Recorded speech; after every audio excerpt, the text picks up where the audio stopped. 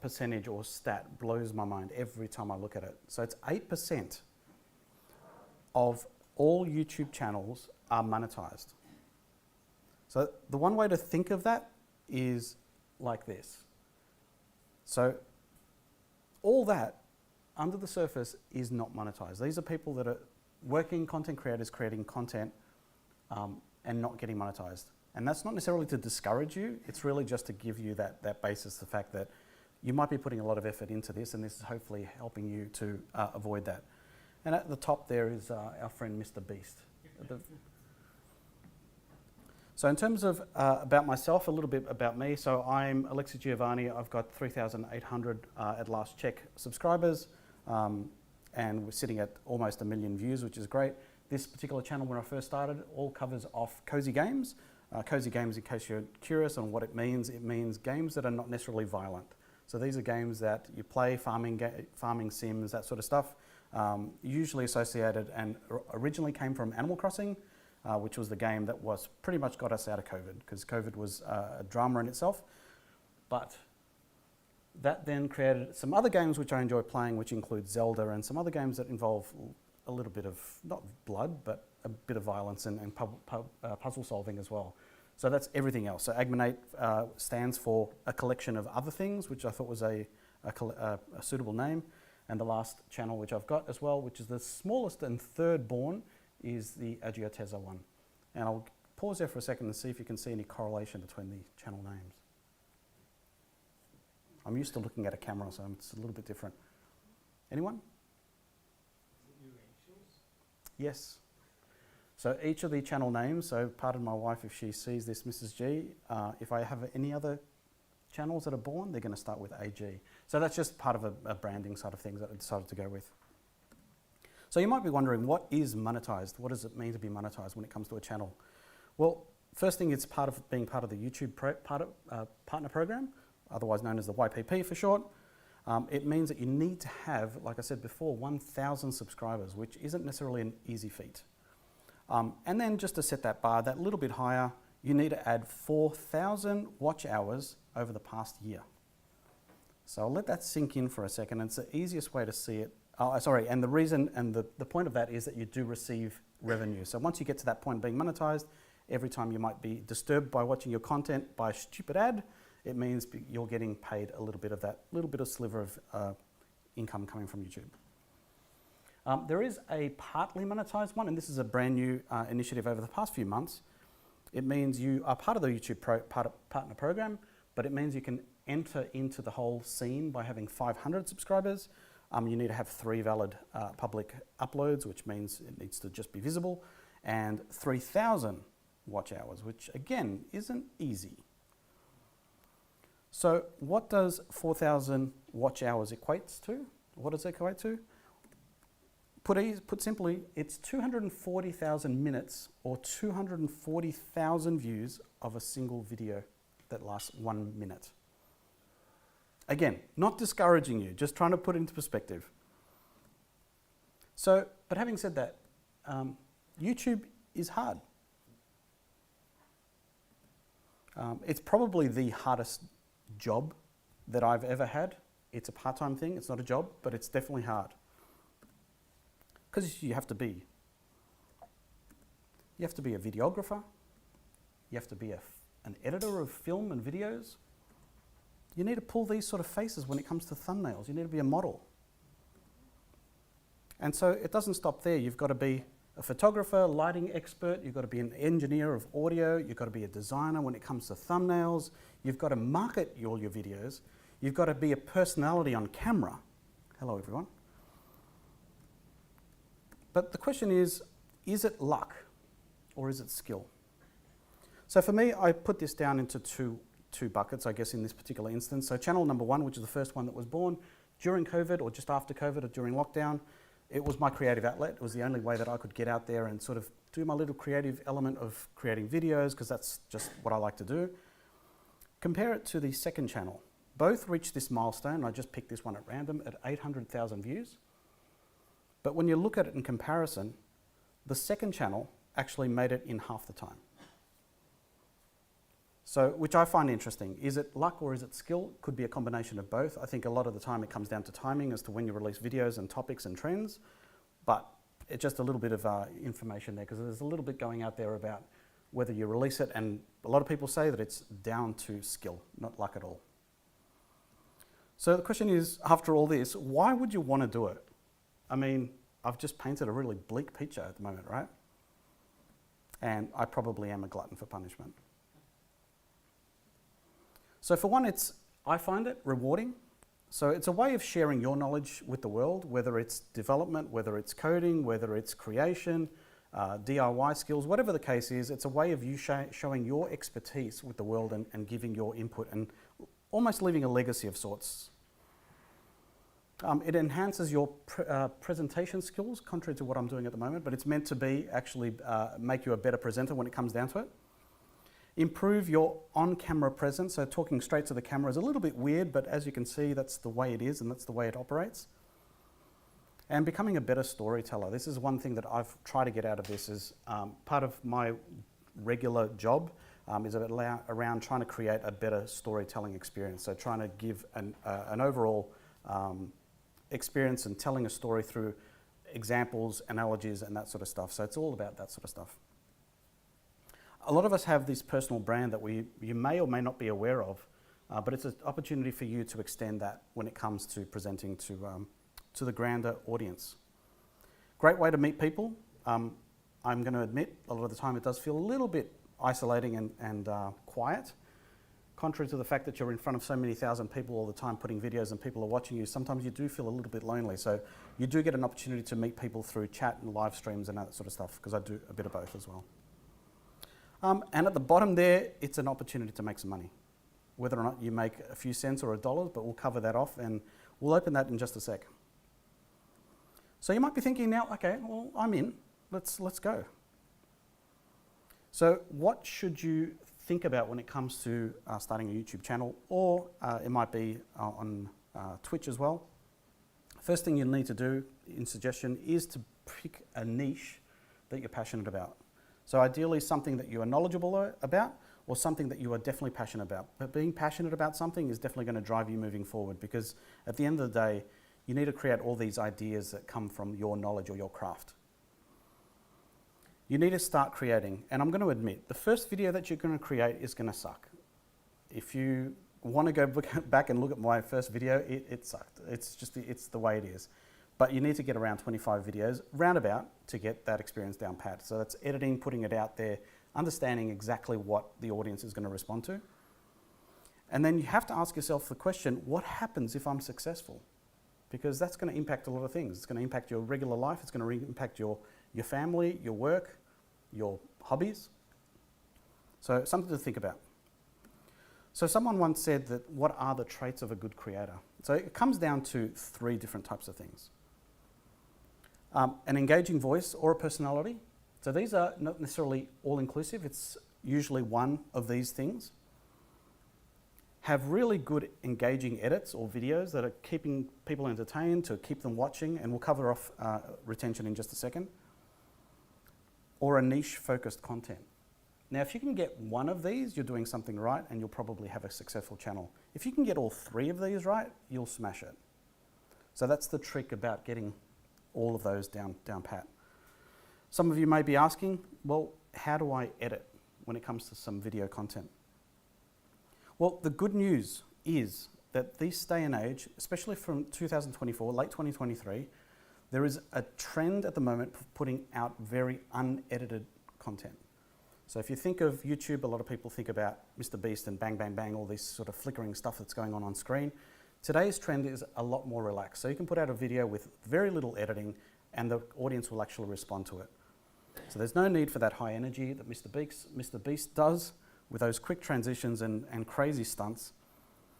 The 30 seconds at the start of every video are still extremely vital.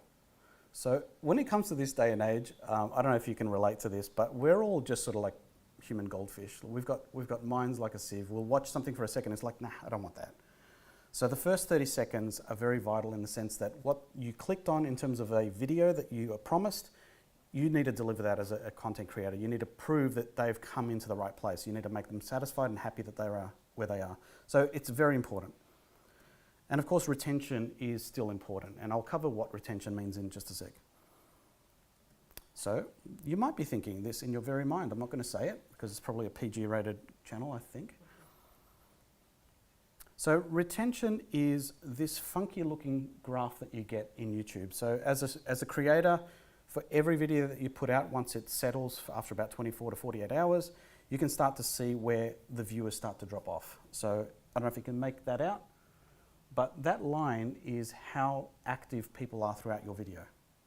So there's a little grey bar that sits there and says that's my average of what my channel does, but you can see there at the very first, that grey bar here. So that is the first 30 seconds. So my job is to try and keep people watching for as long as possible. There's 2 other parts to this as well. So when it comes to retention, the first 30 seconds, as I said, is very important. I try to go for, so this one here is above typical. So typical is around about 70%. So if you can still have people, 70% of people still watching it after 30 seconds, you're kicking goals. There's another metric that I like to go by, which I'll cover off again in just a moment. 69% in this case for this example is at the 60-second mark. So 30 seconds is the first 30 seconds where you're trying to get people hooked in, and then you've got the remainder to see how that fans out. So personally, this is what I strive for. I like to keep, as I strive for this, don't always do it, but 80% of viewers still watching at the 30-second mark. So that's my chance to hook you in as a viewer to watch it, keep watching it, and retain your attention for as long as possible, despite you being potentially a goldfish.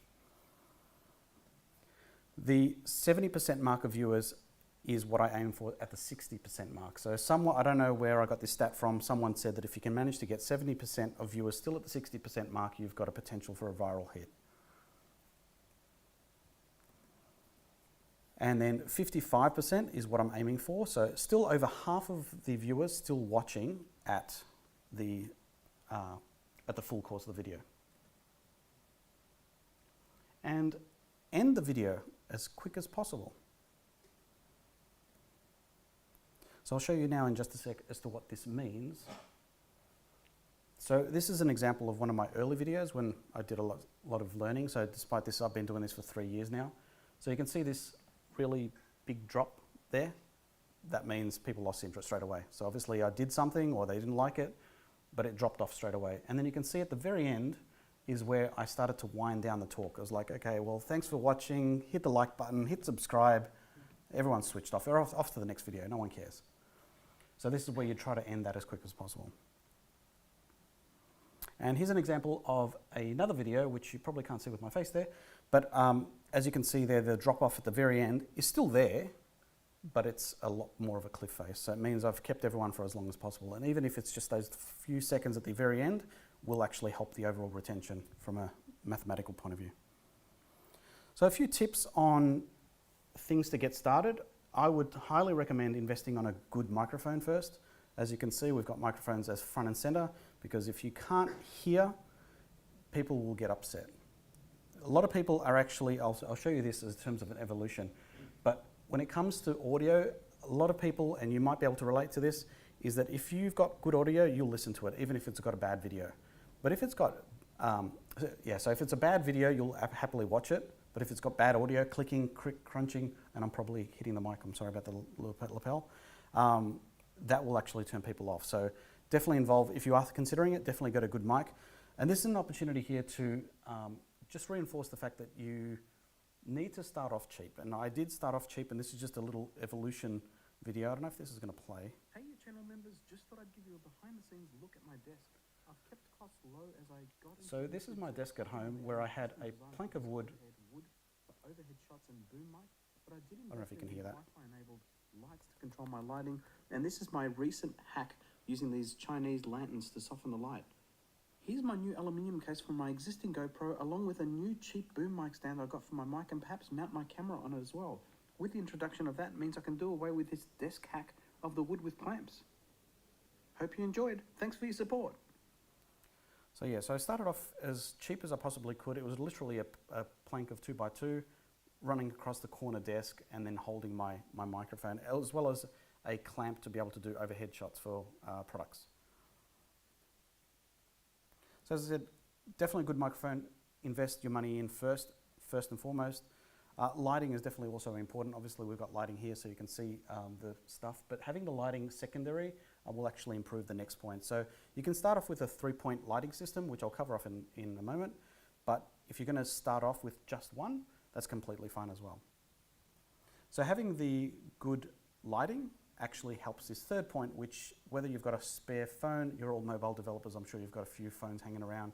It's definitely something you can use in creating any videos, because the lighting actually helps regardless of the great phone that you might have for an iPhone. They actually make for really good webcams as well. And even if you've got a webcam, the lighting will help. So there's just a picture of my setup at the moment. Kind of invested a little bit more in that sort of stuff. So I've got the 2 lighting system plus the boom mic over the top. I like to keep my microphone out of shot. And then I've got some Steam Deck and stuff, Stream Decks. Steam Deck, I always confuse that because it's a Steam Deck control thing. These Stream Decks are what you can help there for pressing buttons, which are really cool. If you want to ever invest in these things, you can program whatever buttons you want to run macros and stuff like that. So it's not a streaming device at all. You can automate anything you like. In case you are interested, there is my Amazon store. Again, not trying to upsell, but if you want to see the gear that I'm using, just hit that QR code. You'll see some of the stuff if you are interested in investing. So when it comes to lighting, as I covered off just before, we've got a 3-point lighting system. So the main light, which is the most important light, is called the key light. And if you are going to invest, is just start with that one key light. If you want to spend that little bit more and get a fill light, so the key light just gives you lighting from one side to give you that sort of shadow. You don't want to create this really dramatic shadow where you see half of your face like an eclipse of the moon, but it's mainly just to give you that little bit of drama or dramatic look to it.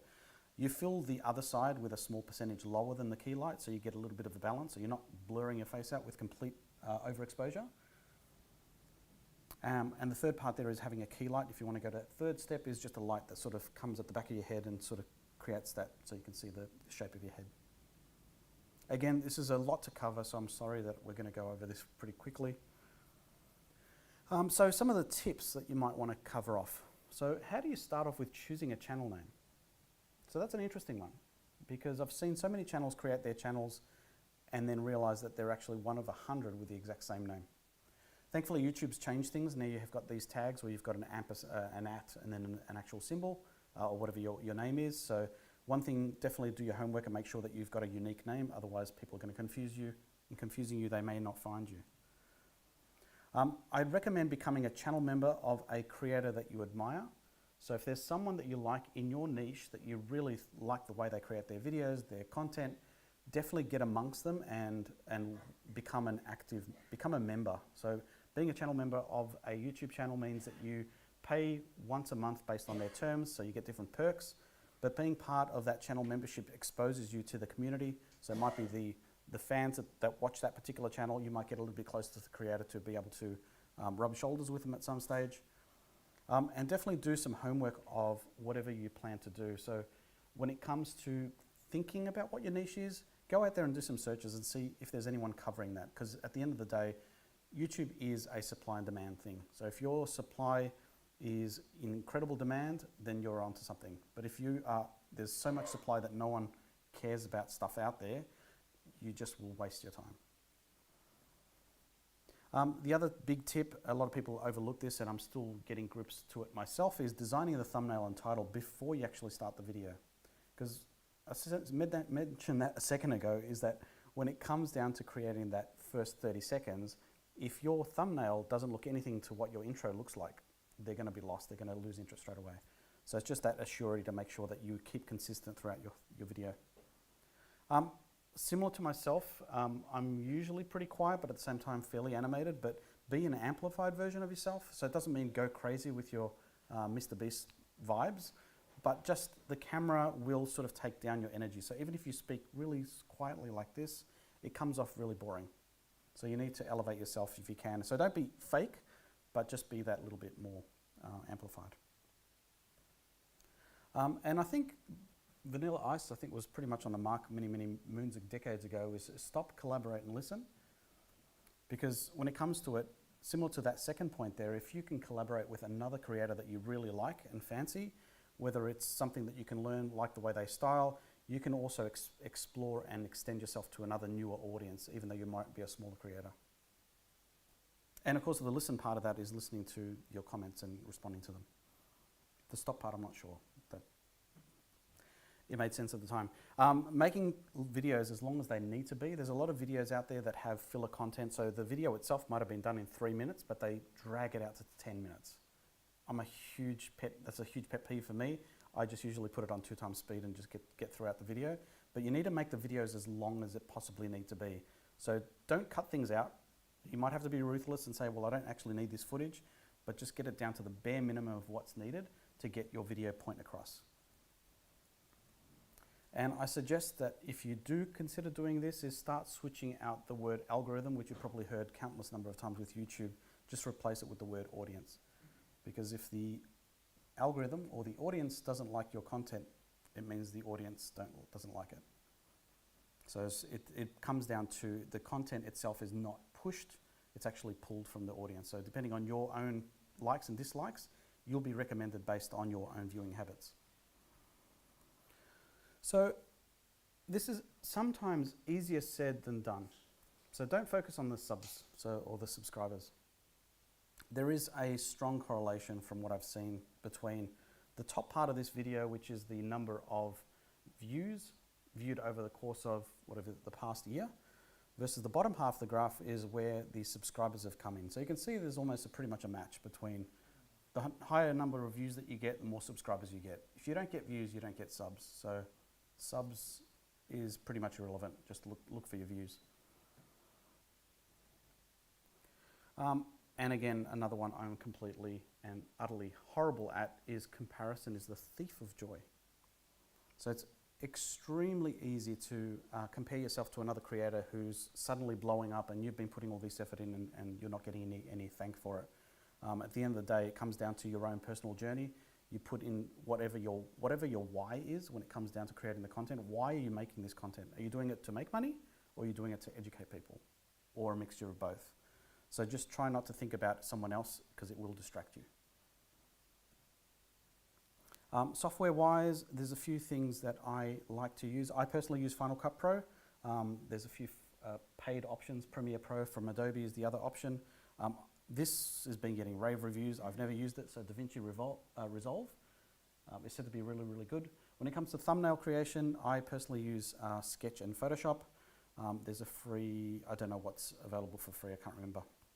And in terms of ideation, I tend to use Miro like a lot of people do for consultancy. It's just a way to just spitball ideas. If you are into the streaming side of things, again, I would recommend, didn't cover this explicitly, but I would recommend deciding on whether or not are you doing videos, are you doing shorts, are you doing streaming? I would recommend that you start with one of those. Try not to mix it up too much, but if you decide to do two, then I'd recommend streaming and full-length videos. So I'm sure this is the question that many of you are thinking up until this point, so it's the awkward question, how much can you make? So I'll reveal a little bit of the secret there. So this is the milestones over the course of my journey for at least the main channel, which is the main one that's monetized. So when it comes to, prior to being monetized, I got up to about 162,000 views, which is pretty healthy and pretty happy about that. I had 8,000 watch hours, so that's twice as many watch time hours as I needed to have monetized. But I still wasn't at the 1,000 mark yet, so it meant I got nothing. I was just inching towards it. So once I finally hit the 1,000 mark, I got 79 cents. So that was a huge fun, yeah. But itself is a lot of rewarding. You'll see a lot of videos out there that a lot of people rejoice the fact that they actually made their first cent, because it's a long slog to get to this particular point. Things did look a little bit up towards that point, so this is again the next 1,000 mark. 12,000 views, this is on the previous month, so I'm just sort of using the views as a collective. The first row there, just to differentiate that, that's a cumulative, whereas these other ones are the previous month's figures. So we've got a monthly of about $125, I think that's US, I think. And then if you look at that just from an AdSense point of view, so from an ad revenue, it was $63. So that gap is actually coming from channel membership, and that's people that come to your channel actually. I'm fortunate and actually quite, just blown away the fact that people will pay money to be a member of my channel, which is crazy. So that's the delta there. So that's people paying every month, whatever it is, and based on the tiers and based on the perks that you put every month is what people sign up for. And if you're watching anyone, AG Nation, hello. Then we've got the third point, we've got 3,000. So you can see these things are slowly looking on the up. It's actually looking okay, so 245 odd for the month of September. Again, mostly ad revenue, but again, some of it came from, thankfully, from my channel members. And looking on the side there, you've also got 1,800 watch hours for that month, which again is pretty, I'm pretty stoked about that sort of figure. And finally, not quite there yet, just short of 4,000, but again, we're sort of slowly encroaching that 300 mark. So here's a fun little view. I thought I'd do this. I probably spent more time creating this graphic than the whole slide, so I hope you enjoy this. It goes for about 10 seconds. So this is a view of growth of YouTube over the past 3 years.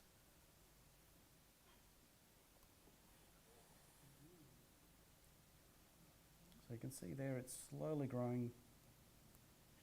And there's almost a correlation again between the ad revenue to the number of subscribers, which is kind of creepy. And that itself is the end of this presentation. So I'll open it up to any questions if you might have any.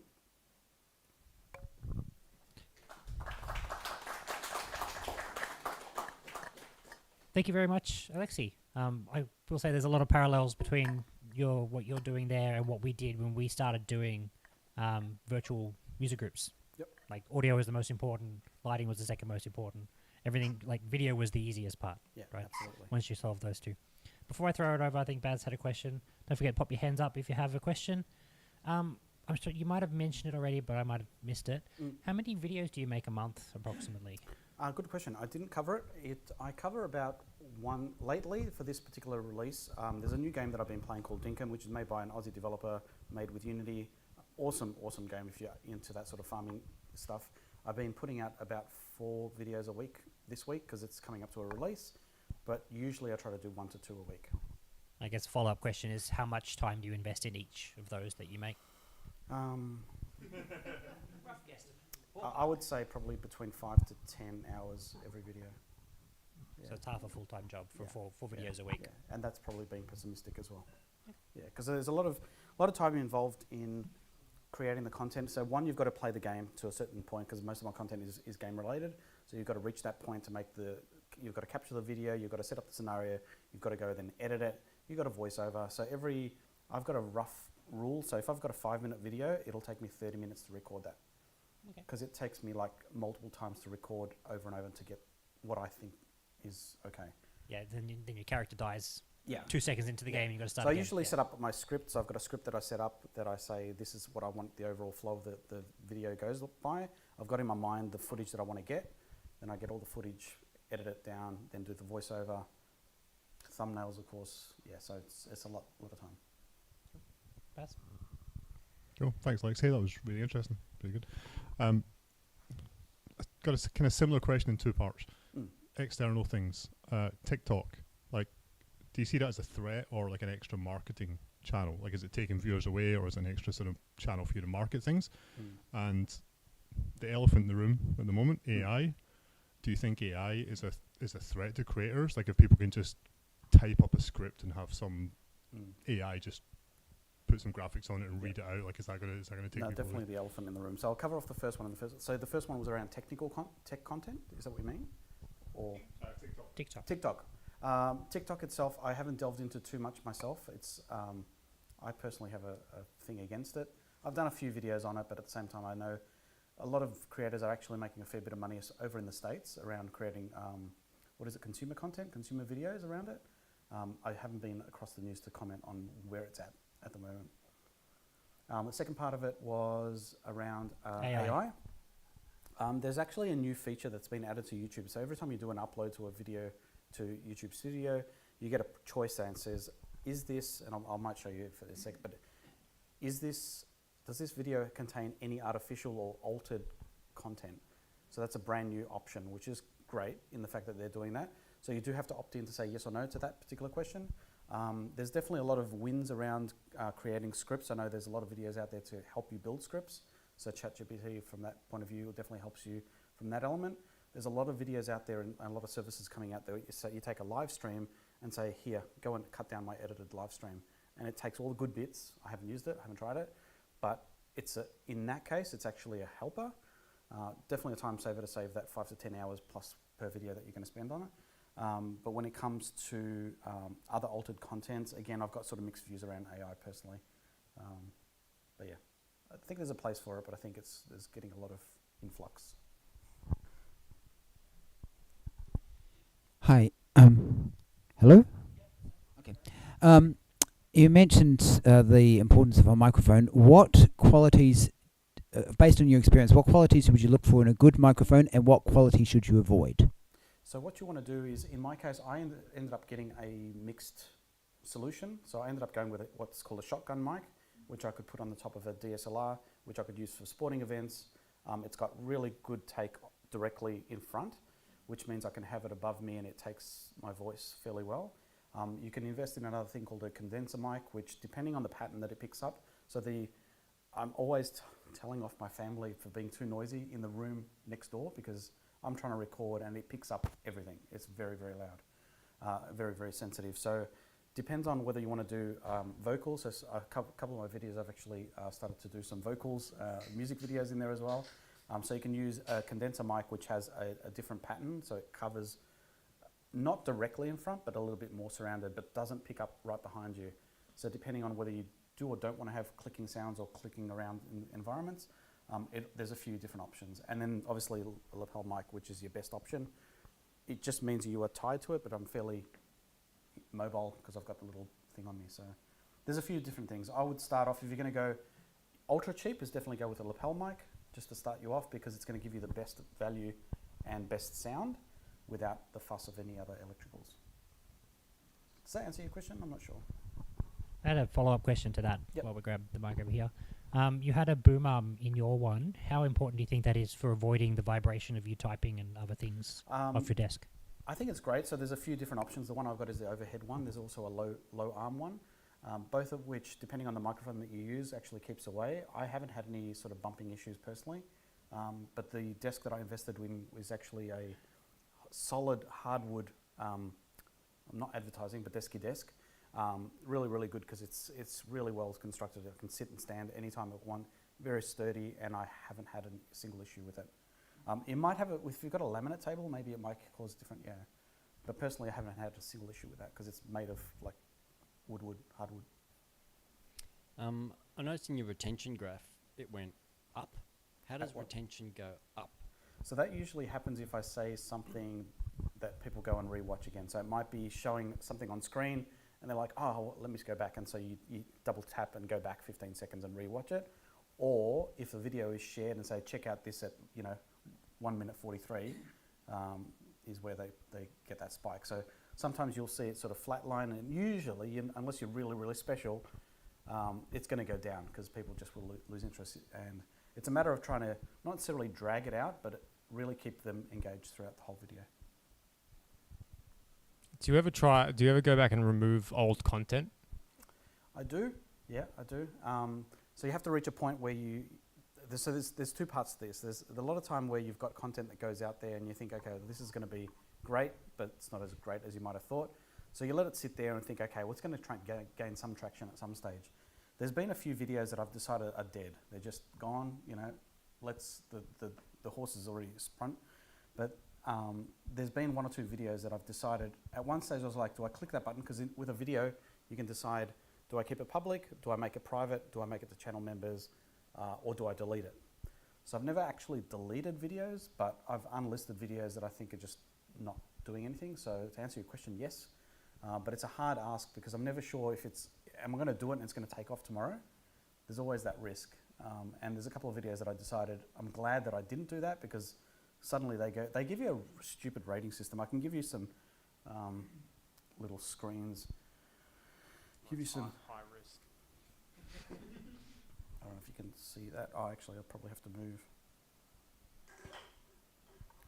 Quick glance at some analytics, which I'll show you in just a sec. Any more questions? Can you see that okay? I'm going to have to drive it like this. I can't see it. I've lost my window.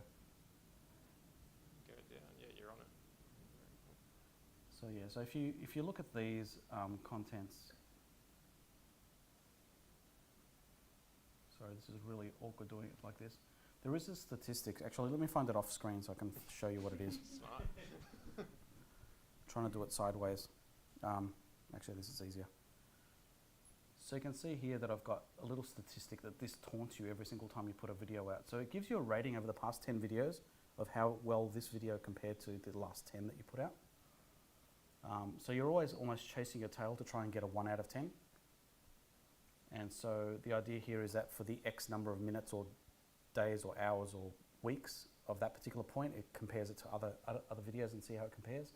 So this particular one, low percentage, so 1.2% of people are actually clicking on it, which means my thumbnail sucks. But at least from a views point of view, it's actually quite healthy. It's 3 out of 10 over the past 10 videos. So yeah, so that sort of stuff does mess with your head. That's the one thing that I've definitely struggled with is I don't spend too much time on social media, but I spend far too long on Google Analytics in YouTube. Can I do one more? Yeah, go for it. Do you have like other channels that are like competitors, or is there? Yeah. So there are definitely competitors out there. So for each of these, often I think of them more as sort of like almost opportunities for collaboration. So there's opportunities to take that view of saying they are a competitor, and sometimes they are, but often they are a case of you to be able to get a new audience or break into their market. But yeah, the more friends that you can make on YouTube, I think the better it is. Nice. Were there any other questions? Nice. Thank you, Cool. Alex. Thank you very much.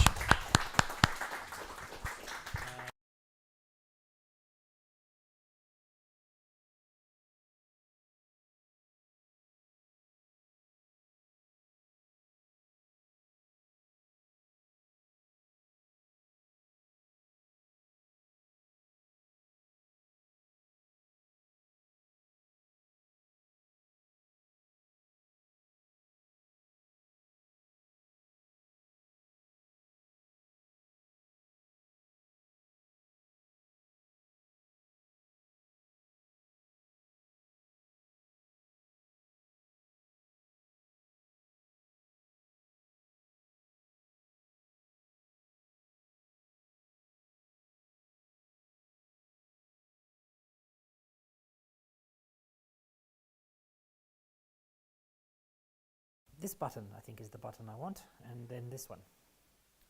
All right, so a huge thank you to Alexi. That was awesome. As I said, there's a lot of parallels between running an event like this and actually making content, and it's all around your setup, really. It's the main thing. Let's bring that down a little bit. Not quite on my head. And then the other problem you can have is that you overcomplicate it by having too many things to play with, where I can control the camera from my phone, which is terrible because now I'm looking at it. Let's turn that off. All right, so as I said, we do have a quiet night tonight, just the one presentation, so we get to wrap up a little bit early. So a shout out to Alexi for presenting tonight.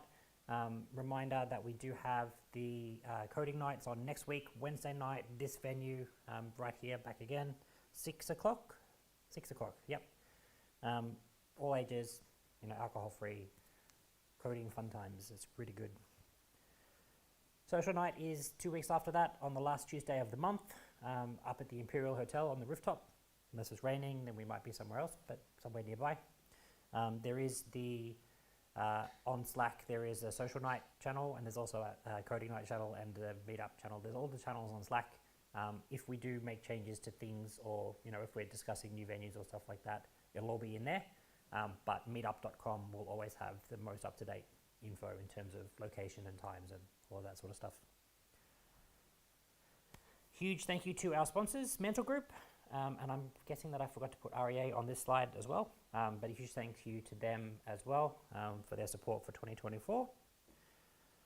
And that's it. Normally from here, we will wander over to the Mitre Tavern for a bit of social time after this. If you've not been before and you're keen to come, follow the crowd. There will usually be a bunch of people walking that way. And that's it. Thank you all very much for coming. We'll see you next month.